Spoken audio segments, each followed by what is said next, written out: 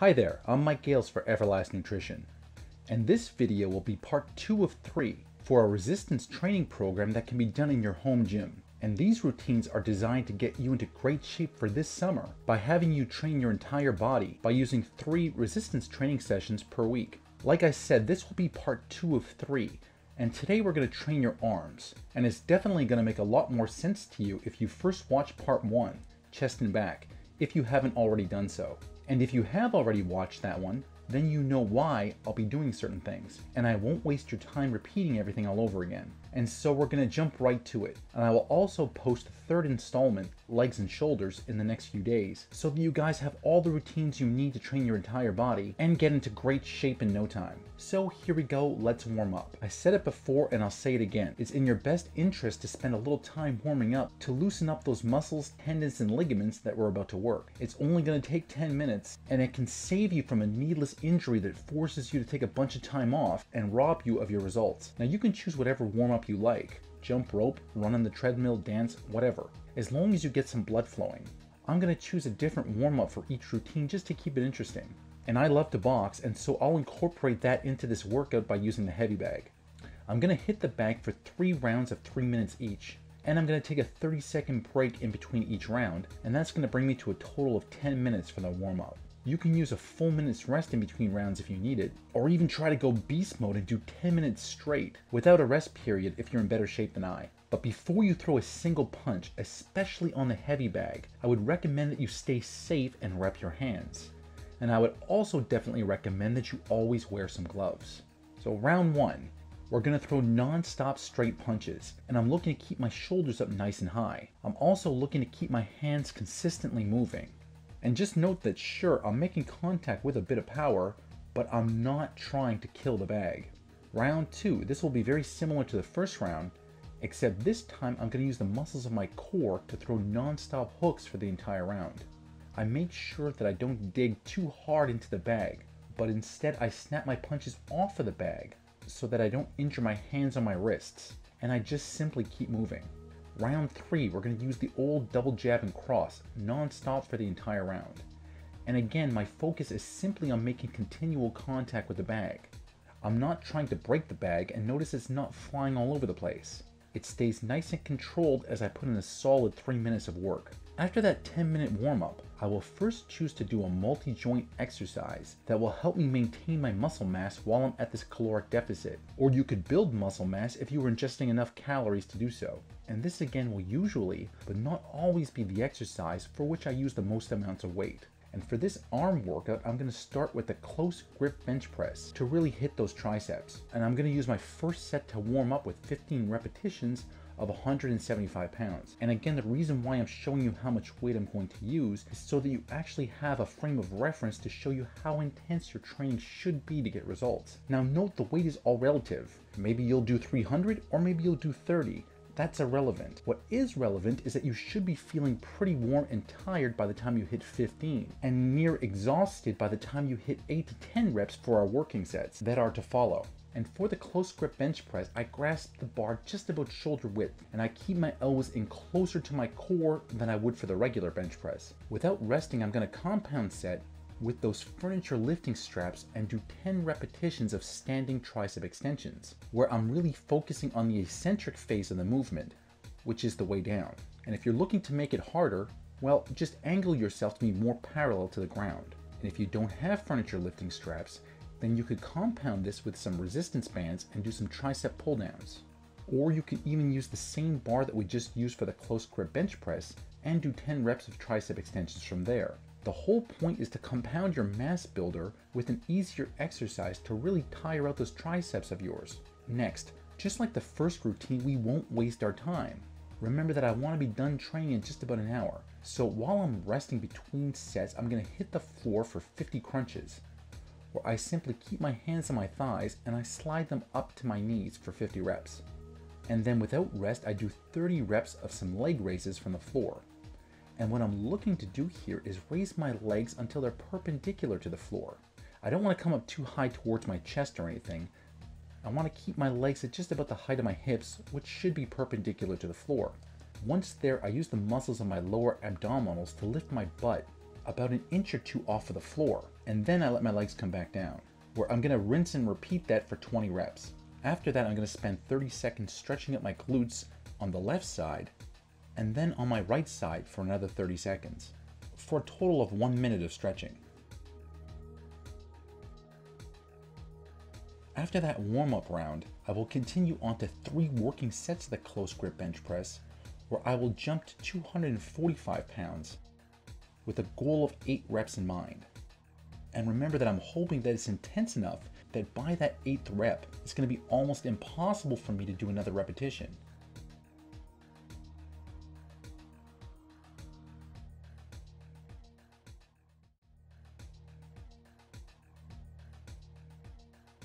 And as soon as I'm done that, I'm going to jump right back to the straps for 10 reps, and then the ab workout on the floor, followed by some stretching. After 4 sets in total, that was 1 warm-up set and 3 working sets of the close grip bench press, I move on to a multi-joint mass builder maintainer for my biceps. And for today, I'm going to choose the standing barbell cheek curl. And what makes this a cheek curl is that I keep my knees bent and I have a slight bounce at the bottom to start off with some momentum. And I lean back slightly to alter my center of gravity. I will aim for 15 repetitions with 135 pounds to warm up. And the reason why I use cheek curls as opposed to a very strict bicep curl that sees a little movement from my hips or torso is that that type of movement for me is something that I might use in real life if I had to grab something with my arms, as opposed to being perfectly rigid with only my arms moving. Also, because I use a slight cheat, it allows me to go way heavier to elicit an adaptation for my biceps. Now, if you're new to lifting weights, then I always advise using strict form. But if you've been lifting a while like I have, and you choose to cheat, then it definitely won't kill you. But just be cautious of your lower back, please.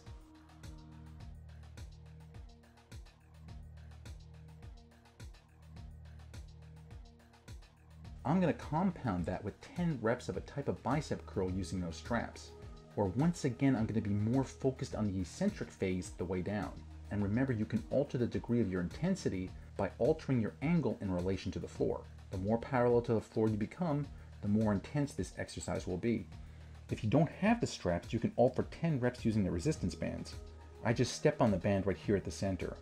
Remember, once again, the whole point is to compound with an exercise that is less intense for you than the standing bicep curl, just to give your muscles a little bit of a nudge. Once I'm done that, I hit the floor once more, where this time I'm going to work my abs with a bicycle crunch for 50 reps. Remember that I want to use these rest periods wisely, and so I don't waste my time. And I pedal away for 50 repetitions. After those crunches, I immediately flip over to stretch the muscles on my lower back for about 30 to 45 seconds. When done, I get right back to my feet, where I increase the intensity of the standing barbell cheek curl to 175 pounds for 3 working sets with a goal of 8 reps each. Again, I use the cheek curls that sees me keeping my knees bent to take any pressure off my lower back, and using a slight hip thrust to create momentum at the bottom of the lift. Remember just to be mindful not to lean too much, as that could put a strain on your lower back.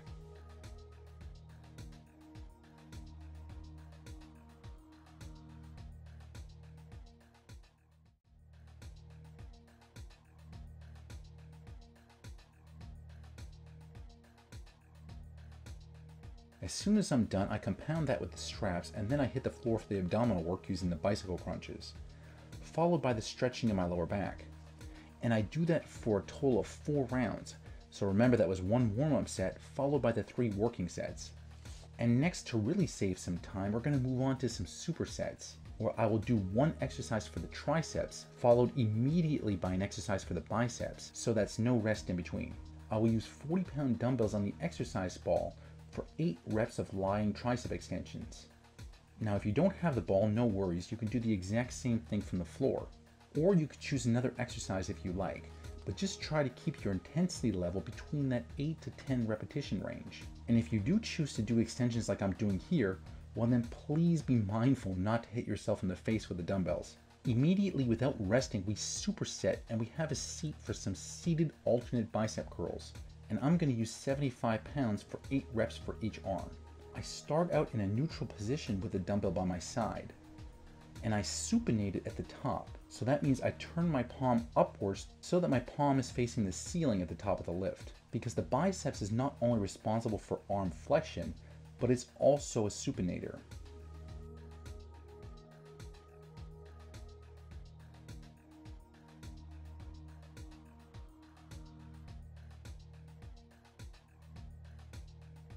As soon as I'm done those seated bicep curls, I don't rest.